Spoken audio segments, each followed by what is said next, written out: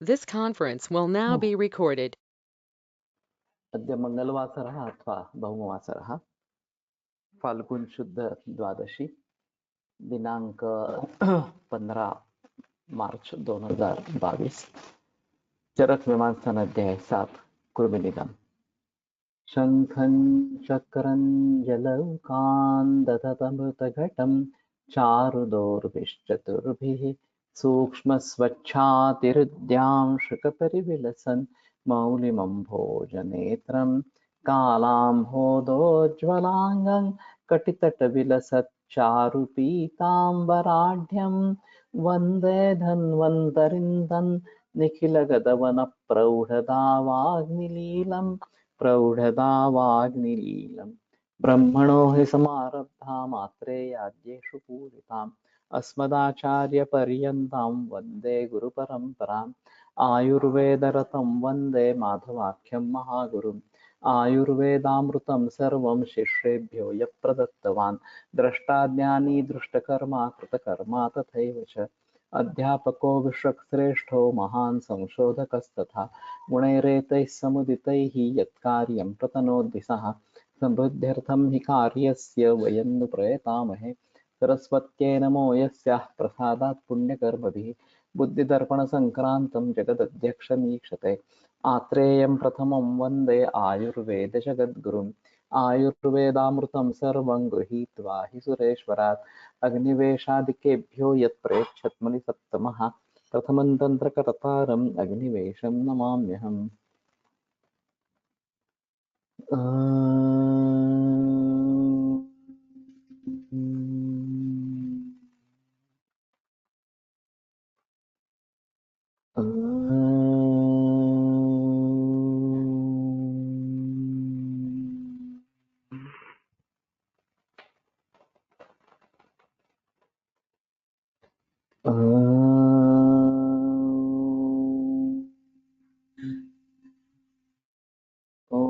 शांति शांति शांति।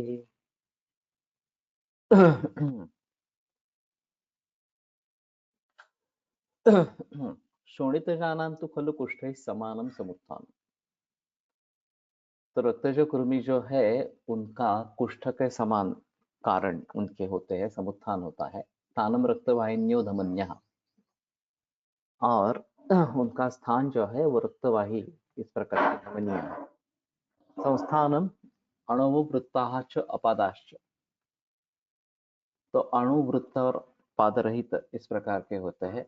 सूक्ष्मत्वाच्च एके भवन्ति अदृश्याः, और सूक्ष्म होने के कारण कुछ इस प्रकार के शोणित चक्र में अदृश्य इस प्रकार के होते हैं। वर्णः ताम्रः, ताम्र वर्ण है। नामानि केशादा लोमादा लोमद्वीपाः सौसरसवरसाः औडुम्बराः जंतुमातरश्च इति। तो केशाद, अद का मतलब खाना इस प्रकार का है। तो केशानति इति केशाद, जो बालों को खाता है वो केशाद इस प्रकार का कृमि है। उसी प्रकार से लोमाद, पूरे शरीर पे जो लोम है उनको खाने वाला लोमाद। लोमद्वीप, सौरस, औडुंबर, इनका अर्थ लगाना काफी थोड़ा सा मुश्किल इस प्रकार का है। तो औडुंबर शायद ये ताम्र वर्ण होने के कारण इस प्रकार का गया दिया होगा। सौरस ये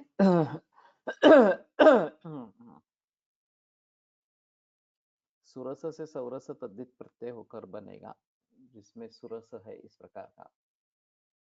लोमद्वीप फिर भी थोड़ा मुश्किल है। जंतु मात्र, अनेक जंतुओं को जन्म देने वाली माता इस प्रकार की, अजंतु की माता। प्रभावः केशश्मश्रु नख लोम पक्ष्म अपध्वंसः, तो इनका प्रभाव जो है केशश्मश्रु नख लोम पक्ष्म, इनका अपध्वंस, ये दूर हो जाना, नष्ट हो जाना। व्रणगतानांच हर्षकंडु तोद संसर्पणानि, ये अगर व्रणगत इस प्रकार के होते हैं शोणित चक्र में, तो हर्ष कंडु तोदाव संसर्पण, अंदर कुछ चल रहा है इस प्रकार की अनुभूति होती है। अतिवृद्धानां च त्वक्शिरा स्नायुमांस तरुणास्ति भक्षण। और जब बहुत ही बढ़ जाते हैं तो त्वक्शिरा स्नायुमांस और तरुणास्ति इनका भक्षण होता है। चिकित्सितमपि येषां कुष्ठैः समानं तदुत्तरकालम् उपदेक्ष्यामः। इनकी चिकित्सा जो है वो कुष्ठ के समान इस प्रकार की है और वो बाद में बताएंगे।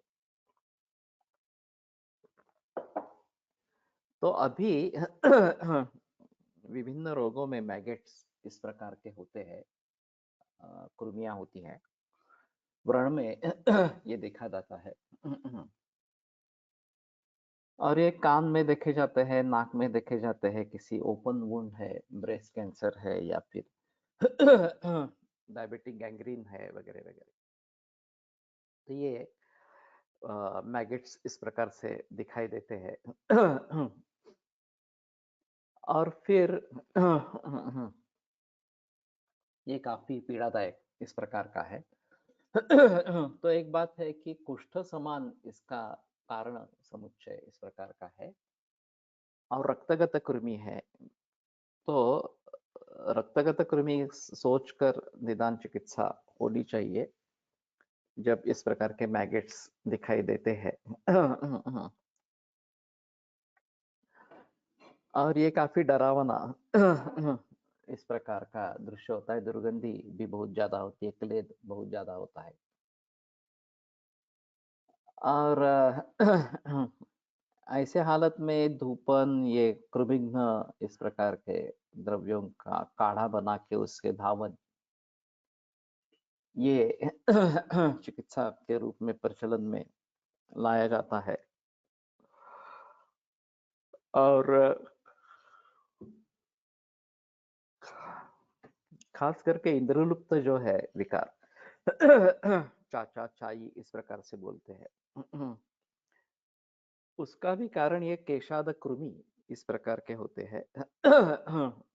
और वहां रक्तमोक्षण से फायदा होता है, लीच एप्लीकेशन किया जाता है जलों का वचरण, और उससे अच्छा रिलीफ आता है। या फिर रक्त और कृमि को ध्यान में रखते हुए करंजिल कपूर या नींब तेल इसका प्रयोग बाह्य रूप में होता है। आभ्यंतर चिकित्सा कृमि की होनी है। वास्तव में इसके लिए एलोपैथी में अच्छे उपचार नहीं है इंद्रलुप्त के लिए। फिर भी डर्मेटोलॉजिस्ट ट्रीटमेंट करते रहते हैं जब तक रोगी उनको खुद छोड़ता नहीं, तब तक ये बताते नहीं कि हमारे ट्रीटमेंट से कुछ होने वाला नहीं इस प्रकार से। और ये नाभिक जो है उनको ये पता रहता है कि एलोपैथी में कुछ होने वाला नहीं है। वो पहले देख लेता है कि इंद्रलुप्त है, तो वो कभी सुझाव देते हैं कि आप आयुर्वेद की ट्रीटमेंट करो, आप एलोपैथी में मत जाओ इस प्रकार से। और उस पर उसके जरिए लोग आ सकते हैं। तो ये काफी बड़ा हो सकता है और काफी लंबा हो सकता है, बहुत देर तक ये इंद्रलुप्त चल रहा है ऐसा दिखता है और बच्चों से लेकर बड़े लोगों में भी दिखाई देता है। तो ये एक रक्तज कृमि है। ये बात ध्यान में रखनी है और फिर उसको उस दृष्टि से कुष्ठ की चिकित्सा, कुष्ठ का निदान ये देखना जरूरी होगा। श्लेष्मजाः क्षीर गुड़ तिल मत्स्य अनुपमांस पिष्टान्न परमान्न कुसुम्भ स्नेह अजीर्ण पूतिक्लिन्न संकीर्ण विरुद्ध असात्म्य भोजन समुत्थानाः। इसमें काफी बड़ी लिस्ट है श्लेष्मज कृमि के बारे में। तो दूध, गुड़, तिल, मत्स्य, अनुपमांस, तो ये तो काफी प्रचलन में, विशेषतः समुद्र के किनारे जो रहने वाले लोग हैं उन्हें मत्स्य तो काफी पीढ़ियों से साथ में इस प्रकार के है। पिष्टान्न का मतलब ज्यादातर तंडुल पिष्ट किया जाता है, चावल का पिष्ट इस प्रकार से। परमान्न मुझे भी याद नहीं है, परमान्न का मतलब पायसम, मुझे लगा था कि खीर जिसको बोलते हैं उसको परमान्न कहते हैं।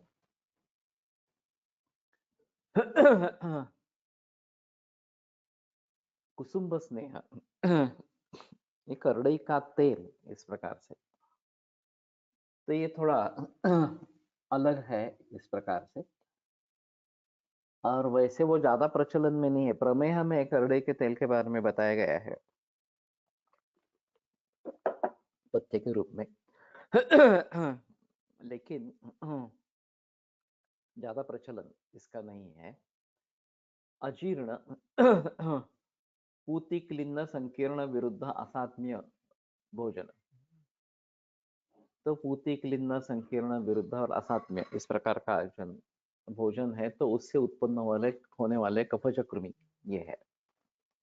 तेषाम आमाशय स्थानम ते प्रवर्धमाना तु ऊर्ध्वम अधोवा विसर्पन्ति उभयतो वा।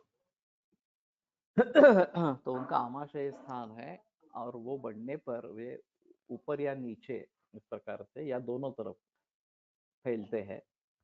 संस्थान वर्ण विशेषास्तु यश्वेता पृथुब्रत्न संस्थानाः केचित्। तो श्वेत पृथु यानी कि लंबे ब्रध्न संस्थान इस प्रकार के, तो सबका इस प्रकार का अर्थ किया जाता है। ब्रध्ना चर्मलता,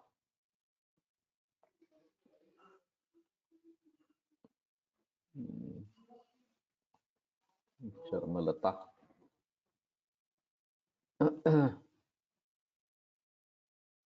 केचित् वृत्तपरिणाहाः गण्डूपदाकृतयः श्वेताः। तो कुछ वृत्त इस प्रकार का परिणाम होने वाले परिघ जो है वो गंडूपद इस प्रकार की आकृति श्वेत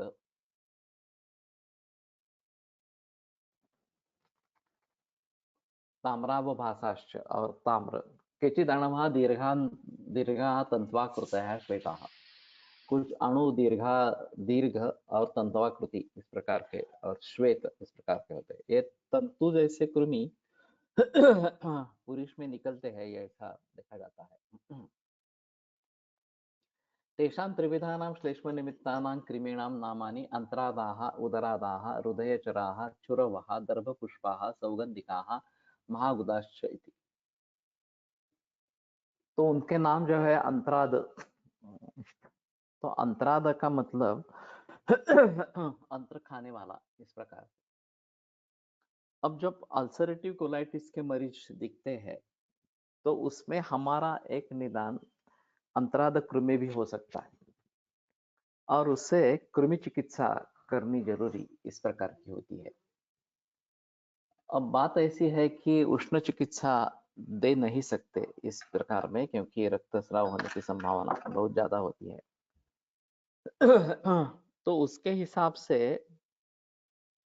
मैं गोक्षुर का ज्यादा प्रयोग करता हूँ, जो गोक्षुर कुर्मिघ्न गणों में बताया गया है। ये थोड़ा सा अजीब है, शायद एक लेदनाशन करके कृमि के खिलाफ काम करता है। और रजनी या हरिद्रा इसके फलश्रुति नहीं, लेकिन हरिद्रा कांचनी पीता निशाख्या वरवर्णिनी कृमिघ्ना हल्दी योषित प्रिया हट्ट विलासिनी। तो कृमिघ्ना या हल्दी का एक पर्याय बताया गया है, और वैसे हल्दी रोपण करने वाली भी है। तो हल्दी का प्रयोग इसमें हो सकता है। वैसे अल्सरेटिव कोलाइटिस ये काफी डिफिकल्ट बीमारी है ट्रीट करने के लिए। एलोपैथी में मेजाकॉल शुरू करने से तुरंत राहत मिल जाती है, और फिर उसकी आदत पड़ जाती है, उसके साइड इफेक्ट्स काफी है, डोज बढ़ता जाता है, और स्थिति ऐसी आती है कि अब कुछ करने लायक नहीं रहा एलोपैथी में। तो साइकोलॉजिकल कंडीशन बहुत ही नाजुक इस प्रकार की होती है, और पूरी जिंदगी बर्बाद हो जाती है। तो इसमें रक्तपित्त, रक्तातिसार और ये अंतराद कृमि इस प्रकार से सोचा जा सकता है और प्रकृति विघात के हिसाब से कुछ कर सकते हैं। कारणों को टालने का इस प्रकार का प्रयास कर सकते हैं। तो ये कोष्ठगत रोग है, फिर भी काफी मुश्किल इस प्रकार का है। तो इन सभी बातों को ध्यान में रखते हुए उसकी चिकित्सा करनी है। अब अंतराद से कैसे वैसे उदराद, उदर का भक्षण करने वाले इस प्रकार का भी बताया गया है। तो उदर एक सामान्य संज्ञा इस प्रकार के, ज्यादा जनरल संज्ञा इस प्रकार की है। तो कहीं भी ये उदर का भक्षण करने वाले इस प्रकार से रहेंगे। कुछ बार ऐसा हुआ है कि अपेंडिसाइटिस का निदान किया गया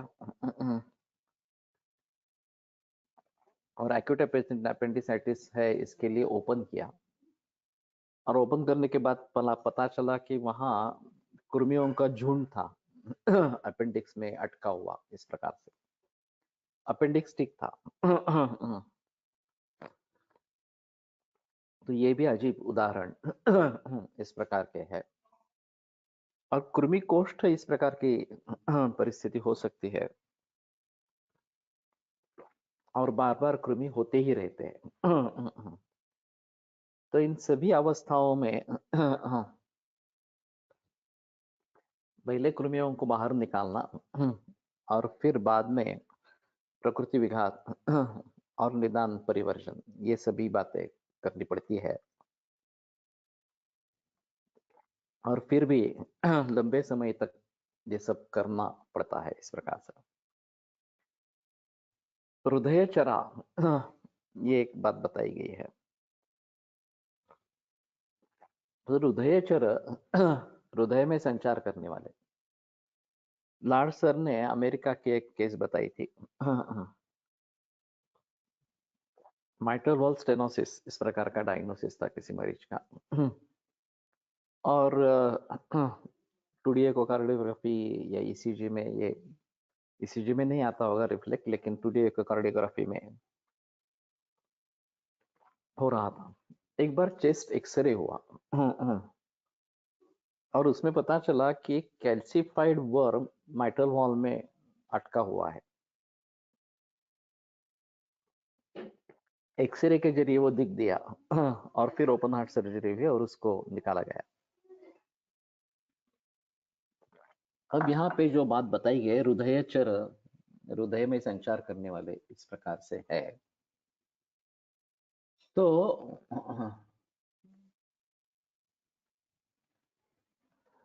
ऐसे हालात में हमारा हृदरोग का कभी कभी निदान कृमिज हृदरोग इस प्रकार का भी हो सकता है और उसको कृमि चिकित्सा से ही उपशम मिलता है। तो मेरे पास ऐसा एक लड़का है अभी 14 बरस का। तो इस प्रकार से उसका ये काफी कम था और ये बताते रहते थे कि ये काफी डेंजरस है वगैरह, सांस फूलती थी वगैरह, बाकी तकलीफें थी। जैसे कृमि ने चिकित्सा की, बस्ती दे दी है।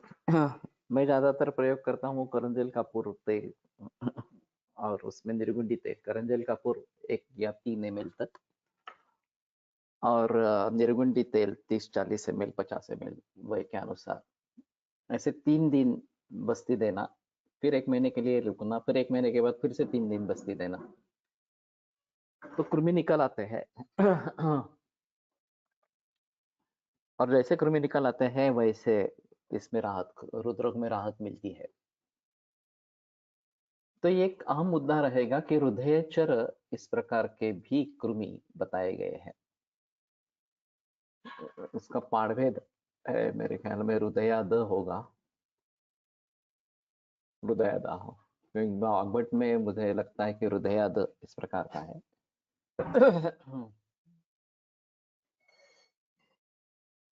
चुरवः दर्भपुष्पाः,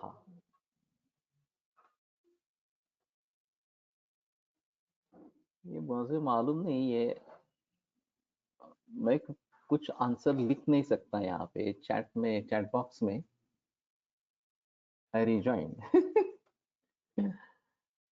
फिर भी ये दूसरे किसी की तकलीफ नहीं है, और सभी लोगों को सुनाई दे रहा है। तो नहीं तो रिस्टार्ट कंप्यूटर।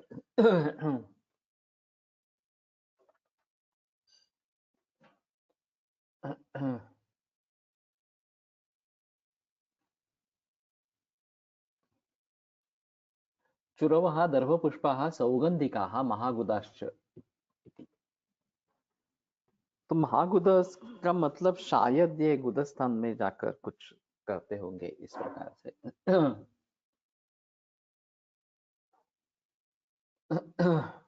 या गुदा जिनका बड़ा है इस प्रकार। प्रभाव और उल्लासा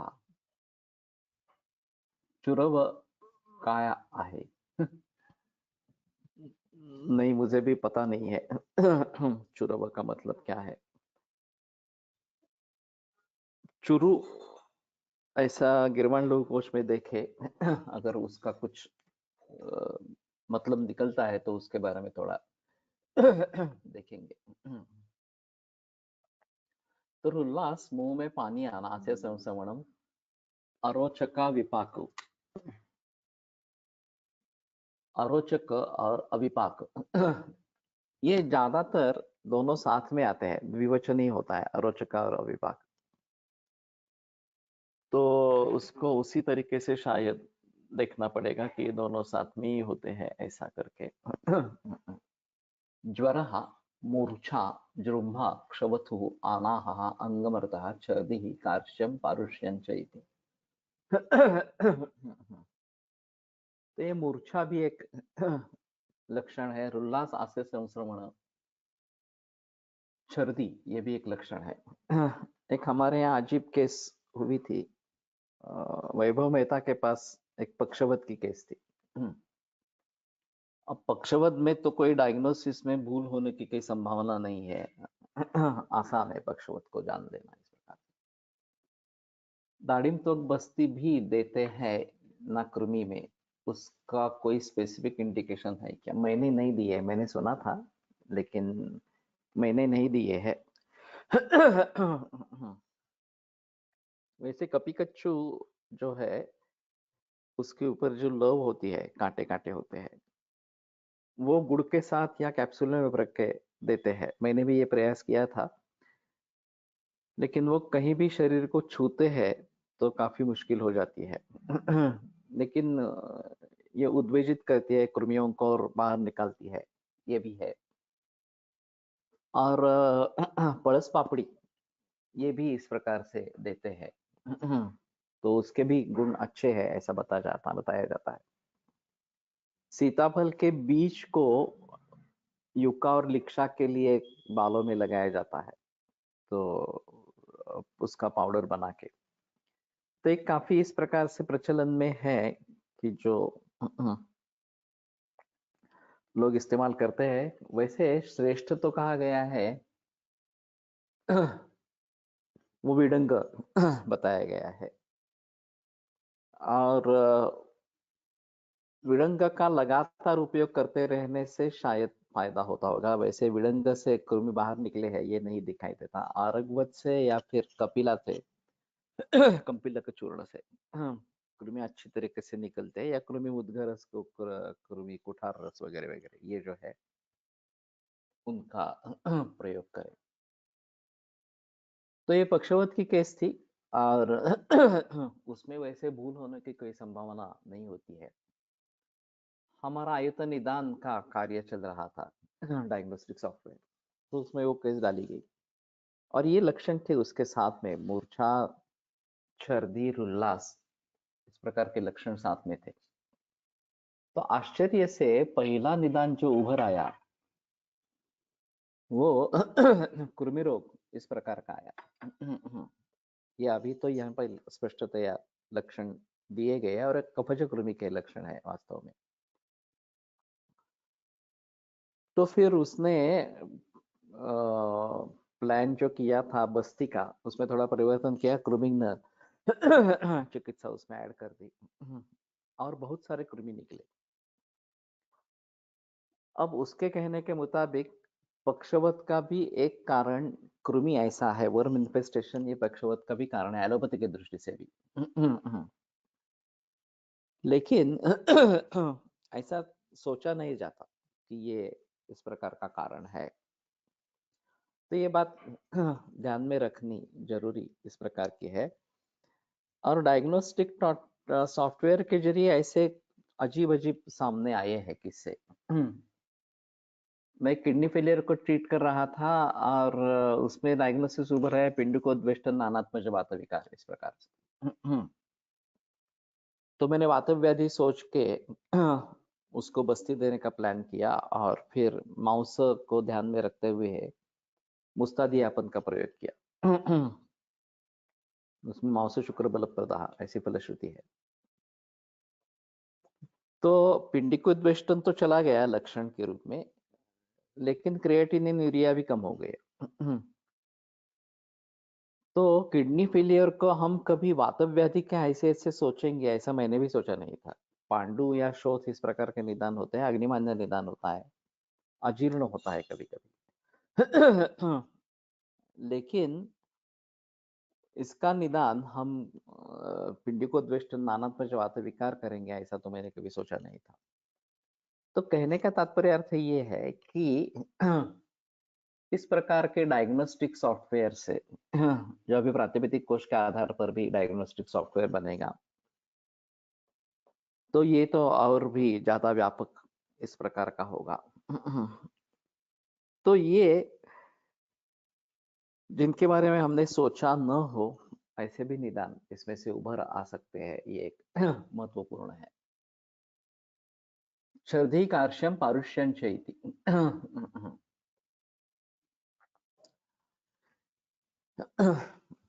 पुरुष जहाँ तुल्य समुत्थान श्लेष्मजयी, पुरुष जो है वो कफज कृमि के जो कारण है उसी प्रकार से कारण है। तेषां स्थानं पक्वाशय, उनका स्थान पक्वाशय है। ते प्रवर्धमाना तो अथो विसर्पन्ति, और बढ़ने पर वो नीचे चले जाते हैं। यस्य पुनः आमाशयाभिमुखा स्युः यदनन्तरं तदंतरम तस्य उद्गार निश्वासः पुरुषगन्धेन स्युः। और अगर वो आमाशयाभिमुख इस प्रकार के हो जाते हैं तो यदंतरम तदंतरम ये क्या है जरा देखेंगे। यस्मिन् काले तदनंतरम तत्कालमेव, तस्य उद्गार निश्वासः मांसपेशी। तो जिस काल में वो इस प्रकार से ऊपर आते हैं वो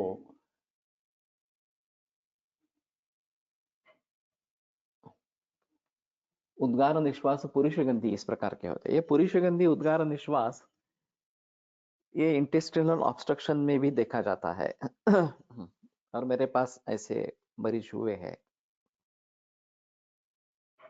तो ये काफी खतरनाक इस प्रकार की अवस्था है, बचने के चांसेस बहुत कम होते हैं। मेरा अच्छा उदाहरण रहा, एक जैन साध्वी थी, करीबन उम्र 47-48 इस प्रकार की थी।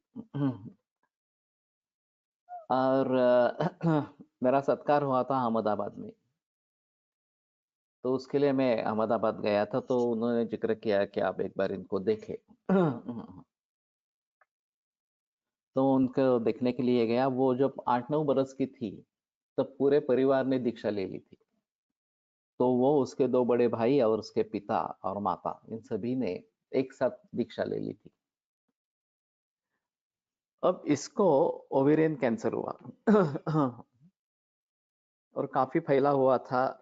सर्वाइकल लिम्फ नोड्स भी हाथ पे लग रहे थे इस प्रकार से, पेट फूला हुआ था। और एब्सोल्यूट कॉन्स्टिपेशन ये भी था, वायु का संचय बहुत था। अब इस अवस्था में ये ओवेरियन ट्यूमर के जरिए ऑब्स्ट्रक्शन, इंटेस्टिनल ऑब्स्ट्रक्शन इस प्रकार का हुआ था। तो मैं जब पहुंचा वहां पे तो एक सर्जन ने 1 महीना पूर्व उसको देखा था और उसने सलाह दी थी आप तुरंत इसका ऑपरेशन करवा दें। लेकिन इन लोगों ने माना नहीं। वैसी कंडीशन चलती रही। फिर ये अवस्था तो गंभीर थी, तो मैंने कहा मैं दवा देता हूँ, देखते हैं, कोशिश करते हैं। तो बोले वो सर्जन से बात करनी पड़ेगी। तो सर्जन बम्बई में था। तो मैंने आप बोलना आरंभ किया तो उसने कहना शुरू कर दिया आयुर्वेद वगैरह अभी कुछ नहीं है, तो ये उसको सर्जरी ही आवश्यक है, इस प्रकार से। मैंने कहा आपने कब देखा है? तो बोले 1 महीना हो गया। मैंने कहा आप आइए और देखिए खुद और फिर बताइए सर्जरी कर सकते हैं या नहीं कर सकते। मेरे ख्याल में अभी तो कुछ चांसेस नहीं है सर्जरी के, इस प्रकार से। तो वो आए, बम्बई से अहमदाबाद आए, उन्होंने देख लिया और फिर डिक्लेयर कर दिया कि अब कुछ भी नहीं है हाथ में हमारे, और ये 2 दिन ही जिंदा रहेगी, ज्यादा जिंदा भी नहीं रहेगी।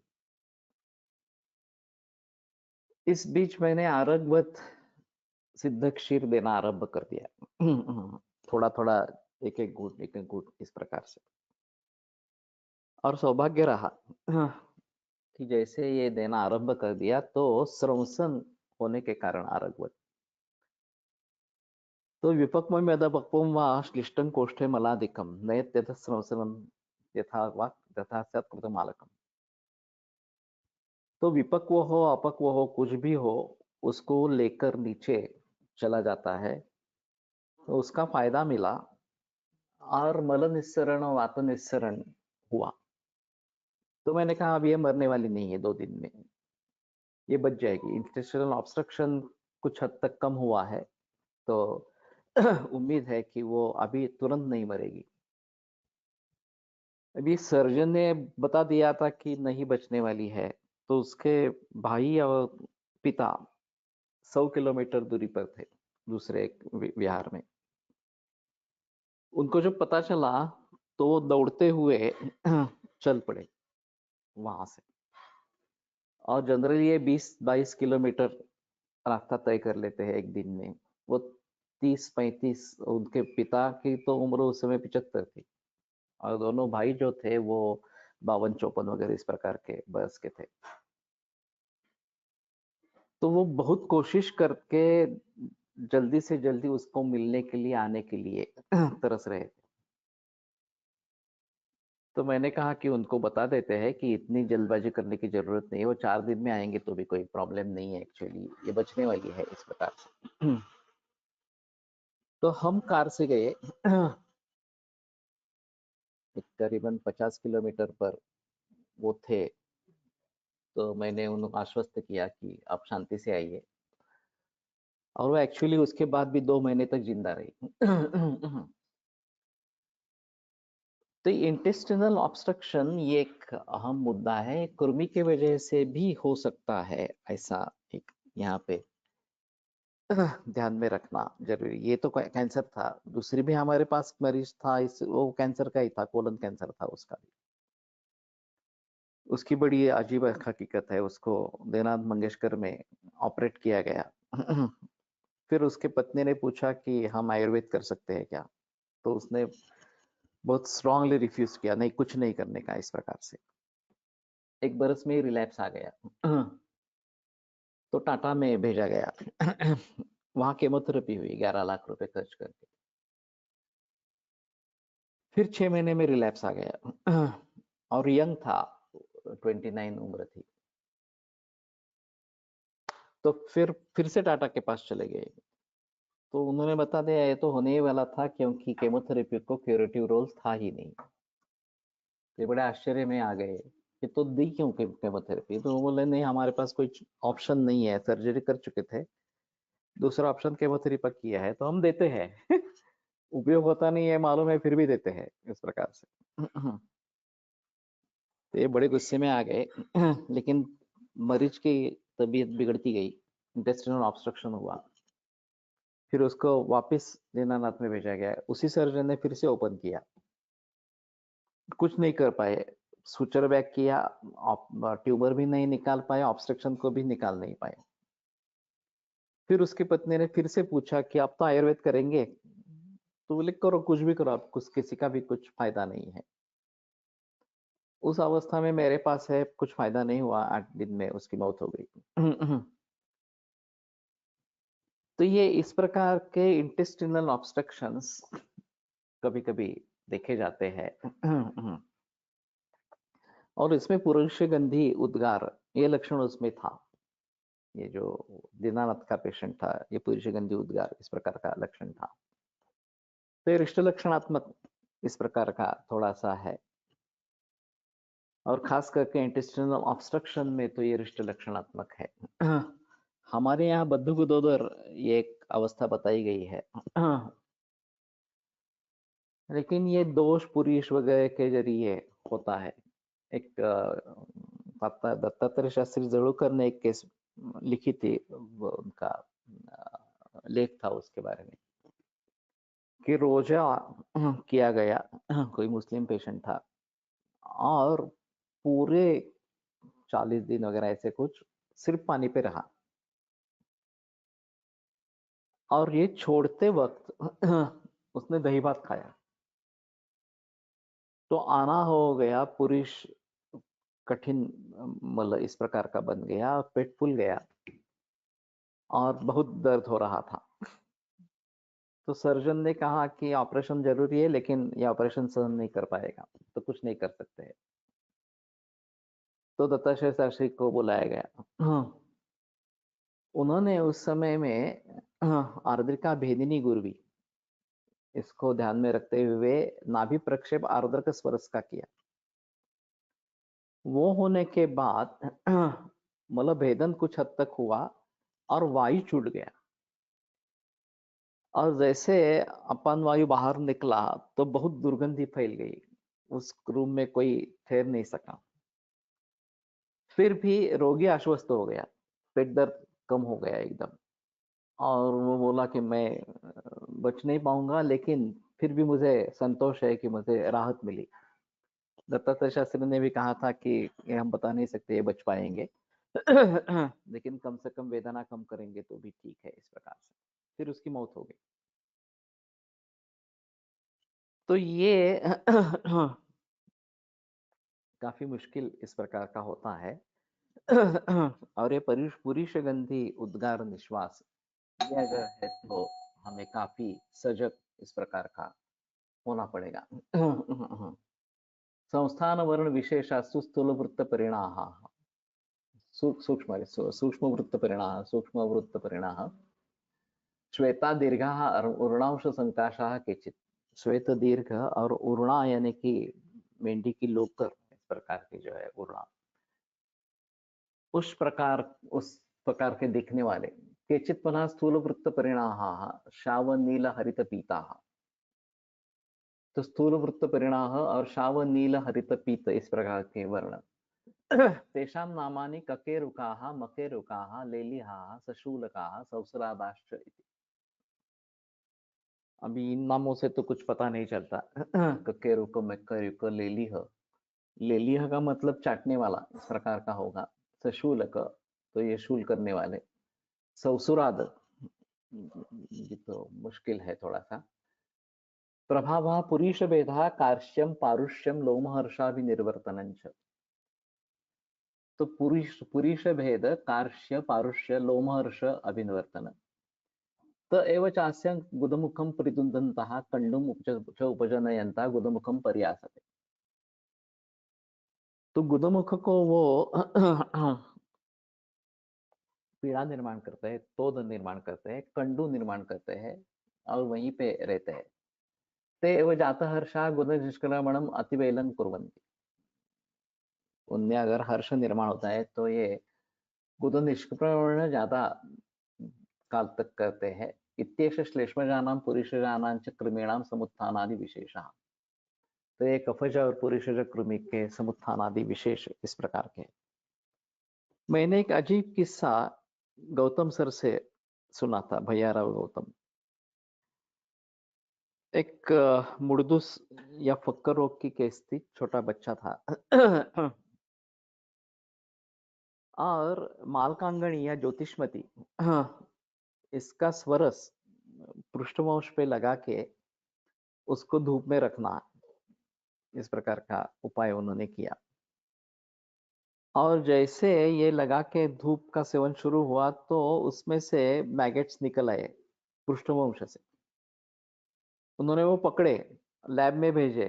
उन्होंने बताया कि ये गोचिड़ है, जो गाय भैंसों पर ऊपर होते हैं, इस प्रकार से।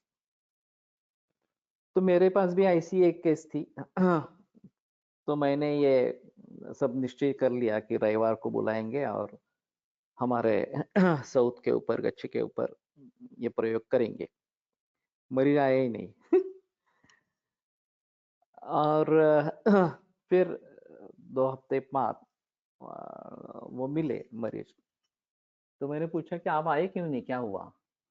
तो बोले नहीं, हमें किसी ने सुझाव दिया कि एक उपाय करते हैं अलग, और ऐसे ही कुछ रस लगाया और उसमें से कीड़े निकले।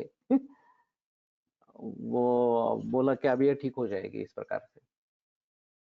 तो मैं जो उपाय करने वाला था वो किसी दूसरे ने कर लिया। मैं उसका वीडियो शूटिंग करना चाहता था।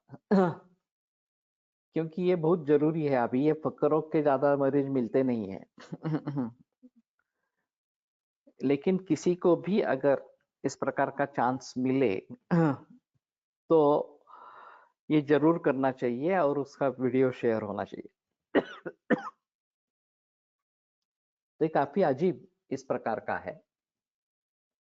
और पृष्ठवंश पे ये लगाएंगे तो वहां से ये कृमि निकलते हैं, ऐसा दोनों का कहना था। भैयाराव गौतम का भी कहना था, और जिस आदमी ने ये किया, दूसरे आदमी ने, उसका भी कहना था। तो अगर कृमि इस प्रकार का निदान है तो सभी माहौल बदल ही जाता है, इस प्रकार से। ऊर्ध्वगत नावाचा एक वैद्य विडगंध लक्षण मिळते, अर्शोगुल्म फक्त।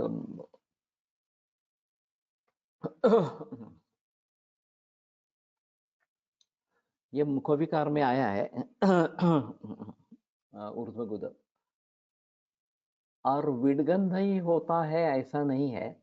दौर्गंध्यं कुर्वम ऊर्ध्वम याति। तो अभी जो लोग सांस की बदबू के बारे में बताते हैं, कंप्लेंट करते हैं, उसमें ज्यादातर ओरल हाइजीन के बारे में विचार होता है, दांत कैसे है वगैरह, इस प्रकार है। तेल अवेलेबल असते। होना चाहिए, कभी किया नहीं किया, गया नहीं गया, ज्योतिष में तेल तो अवेलेबल है, तो शायद उससे भी पैदा होगा। लेकिन ये मरीज ही काफी मुश्किल है मिलना। तो अगर मिलते हैं तो जरूर कोई भी कोशिश करे इसके बारे में, तो ज्यादा अच्छा इस प्रकार का रहेगा। तो कृमि रोग, कृमि निदान कर पाना, ये एक अहम मुद्दा इस प्रकार का है।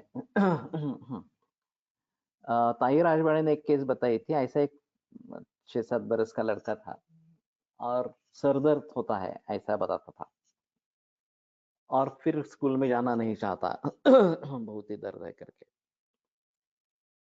तो एमआरआई वगैरह सब हुआ, ब्रेन का कुछ निकला नहीं। तो सभी डॉक्टर ने बताया कि ये केवल शाला जानने के टालने के लिए ये कर रहा है, वास्तव में कुछ बीमारी नहीं है उसकी। फिर भी बीमारी तो हट नहीं रही थी। तो ताई राजवाड़े के पास आए, उन्होंने कुछ सोचकर दवाइयां दे दी। और उन्होंने तो कृमि का निदान नहीं किया था, लेकिन कृमि निकले। और जैसे कृमि निकले वैसे सर दर्द बंद हो गया। तो इन्होंने केस क्लासरूम में बताई। उन्होंने बताया कि मुझे तो मालूम नहीं था कि कृमि है। उन्होंने किस हिसाब से दवाइयां दी, सर दर्द के हिसाब से ही कुछ दी थी, इस प्रकार से। लेकिन कृमि बाहर निकले, और जैसे कृमि निकले वैसे सर दर्द बंद हो गया। तो ये भी थोड़ा अजीब है कि सर दर्द लेकर कोई मरीज आए और निदान उसका कृमि इस प्रकार का हो। जीवक की कथा है, इसमें वो मस्तिष्क का ऑपरेशन करके उसमें से कीड़े निकाले, इस प्रकार का बताया गया है। ये तो काफी अजीब इस प्रकार का है। तो इस प्रकार से सर्जरी करना, मैंने एक वीडियो देखा था अफ्रीका का, वो भी इस प्रकार का अजीब वीडियो इस प्रकार का था कि इस प्रकार से विभक्त करके उसमें से कुछ करते हैं, मस्तक के ऊपर काम करते हैं, ब्रेन के ऊपर काम करते हैं, इस प्रकार से। नहीं, काफी मुश्किल इस प्रकार का है। तो ठीक है, कहीं दफा इस प्रकार के कृमि निदान होने से पूरा माहौल ही बदल जाता है। बागेवडकर ने भी उनके जो अनुभवामृत या माझी चिकित्सा में से किसी में एक ग्रंथ में है कि उनके रिश्ते में कोई थे और वो उनके घर पे ही आए थे ट्रीटमेंट करवाने के लिए। ये गुदकंडू लक्षण उनमें देखा गया। तो बागेवडकर ने निर्णय कर लिया कि कल शोधन चिकित्सा करेंगे इस प्रकार से। और उस समय में सैंटोमिक्स करके एक दवा बहुत प्रचलन में थी, तो ये वैद्य भी उसका प्रयोग करते थे। शायद एलोपैथी की दवा है, मालूम नहीं अभी सेंटोमिक्स अभी तो मिलती है नहीं मिलती है कि कुछ पता नहीं है। तो वो देने से पुरुष कृमि निकलते थे, ऐसा बहुत लोगों का अनुभव था। तो सेंटोमिक्स दिया और फिर विरेचन दिया और बहुत सारे कृमि निकले। उसका निदान नहीं हो रहा था, तो निदान अभी कृमि रोग ऐसा ही हो गया और फिर वो ठीक हो गया आगे चल। तो ये काफी दिलचस्प बातें कृमि रोग के बारे में है। तो श्लेष्मज और पुरीषज कृमि के बारे में ये तिल गुड़ वगैरह ये सभी जो बातें बताई गई ये महत्वपूर्ण कारण के रूप में है। और जब तक निदान परिवर्जन इस प्रकार का हवा गली में निदान परिवर्जन नहीं होता तब तक उगड़ू कमी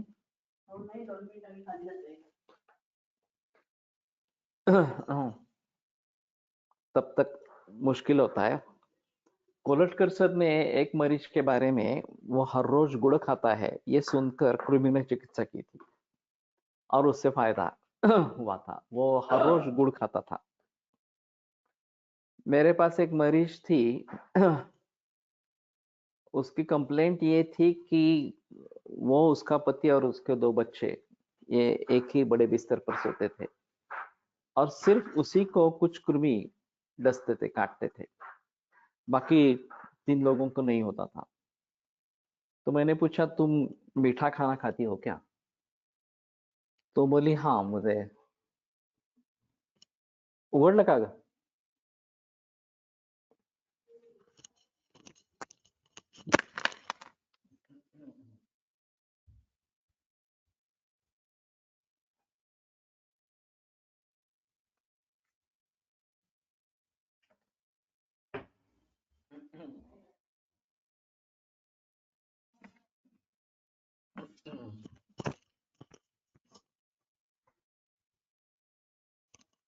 तो उसने बताया कि मैं मीठे के बिना खा ही नहीं सकती।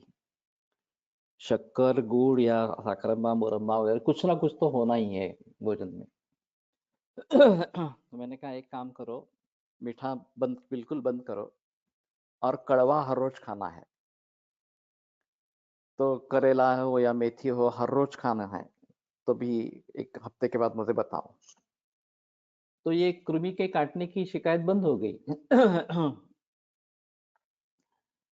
तो एक इसमें पंचतंत्र में एक कथा है, मंद विसर्पिणी युका, इस प्रकार से। तो एक मतकुण और एक युका, इनकी कथा है। ये भी बड़ा अजीब है, ये पात्र जो चुने गए हैं इस प्रकार से।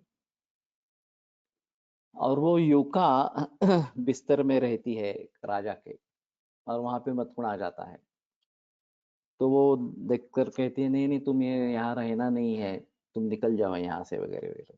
तो बोलता है अरे मेहमान हमको इस प्रकार से पेश नहीं आते।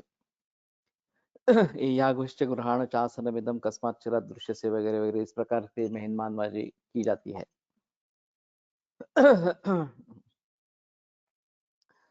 तो वो बोलती है अरे राजा एक सेवक रहते हैं, वो देखते हैं, वो उसने उन्होंने तुमको अगर देख लिया तो मार डालेंगे, मुझे भी मार डालेंगे। तो मानता नहीं है, वो वहाँ पे रह जाता है और फिर राज सेवक आते हैं और युका को देखते हैं, उसको मार देते हैं, मत्कुण वैसे ही रहता है। और फिर वहाँ पे वो बताता है कि ये राजा हर रोज मीठे पदार्थ खाता है, तो उसका खून बहुत मीठा होगा। तो उस खून के लालच में मैं यहाँ पे आ गया हूँ, इस प्रकार। तो सर्वेपि मधुमेह क्या माधुर्याच्च तनोरतः, पूरे शरीर में मधुर भाव इस प्रकार का प्राप्त हो सकता है और फिर इस प्रकार के कृमि को बढ़ावा मिलता है।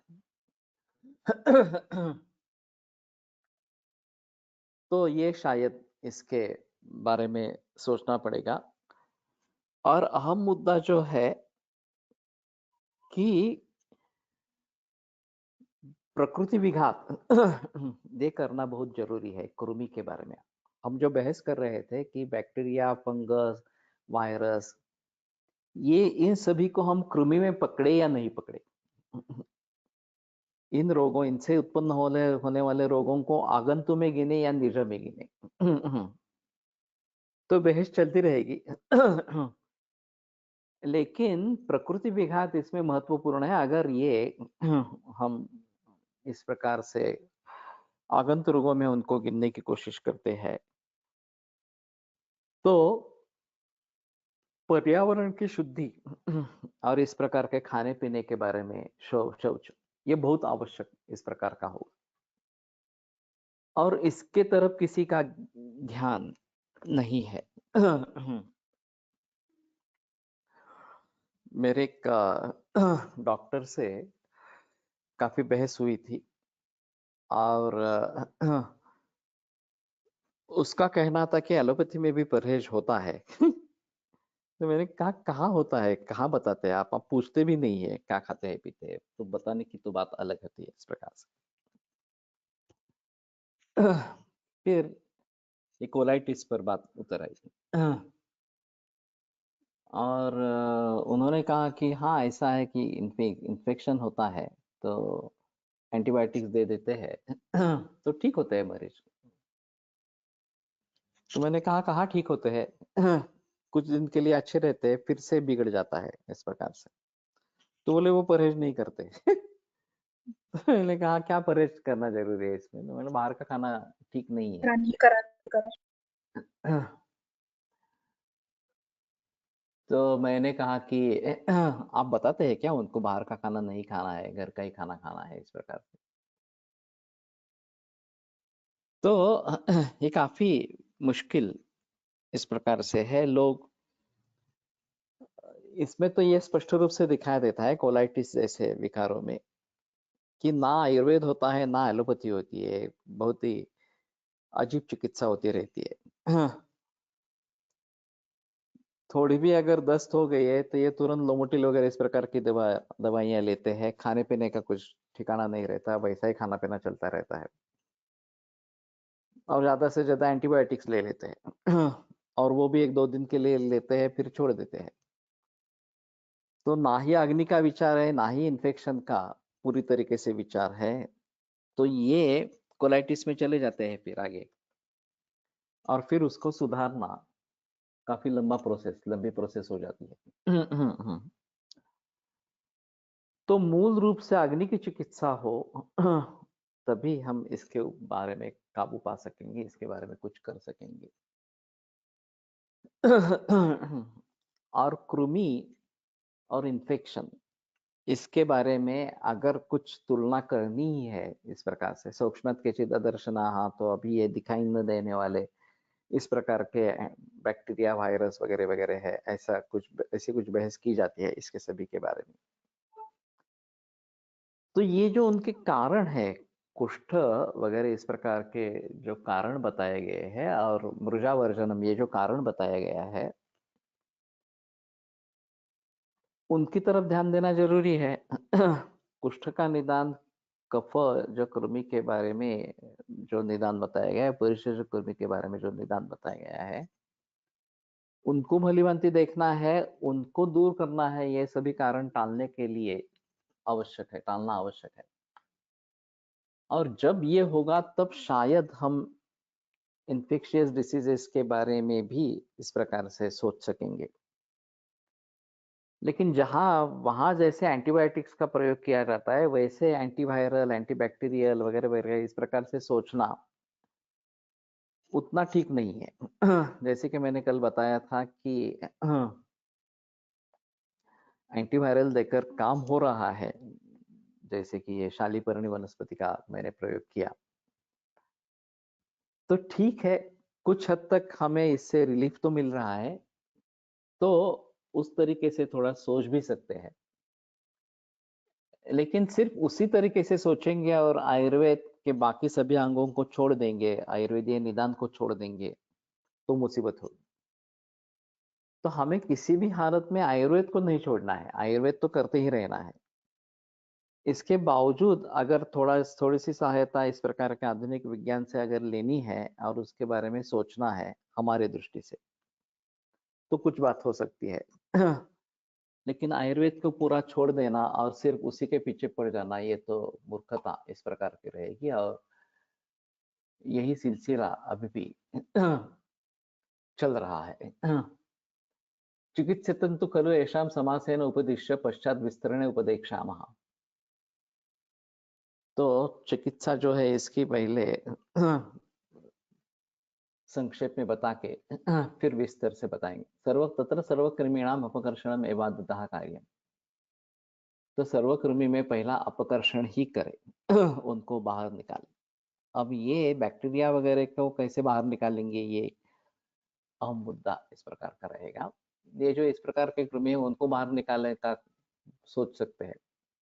तथा प्रकृति विघातः,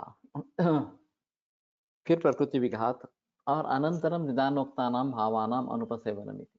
और फिर बाद में निदानोक्त जो भाव है, कारण के रूप में जो बताए गए भाव है, उनका सेवन नहीं करना, ये अहम मुद्दा इस प्रकार का रहेगा। तो इसके बारे में कल बहस करेंगे।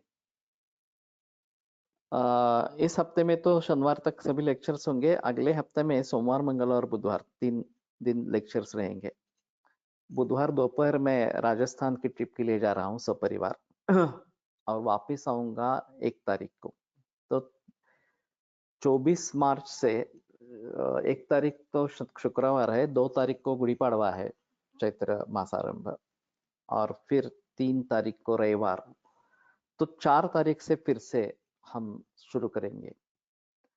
तो अगले हफ्ते में बुधवार तक लेक्चर्स होंगे और गुरुवार से लेकर उसके आगे वाले रविवार तक 24 मार्च से 3 अप्रैल तक लेक्चर्स नहीं होंगे और फिर 4 अप्रैल सोमवार से फिर से शुरू करेंगे। आयुर्वेद प्रकांडो निगदित इह हि शल्यतंत्र प्रधानः शिष्येभ्यः शाश्वतोऽयं निखिलजनकृपा व्याप्तचित्तेन येन आयुर्वेदस्य वाञ्छन् पुनरपि भुवने ताञ्च सुष्ठु प्रतिष्ठां श्रेष्ठं धन्वन्तरिं प्रणमति च सदा वैद्यवर्गो हि नूनम् वैद्यवर्गो हि नूनम्।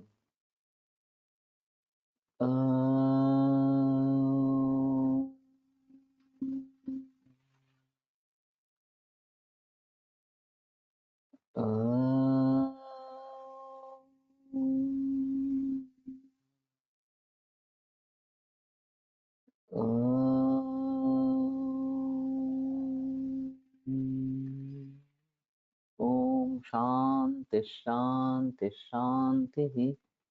विरम्यते व्याख्यान व्यापारात् श्वः पुनरपि मिलिष्यामः।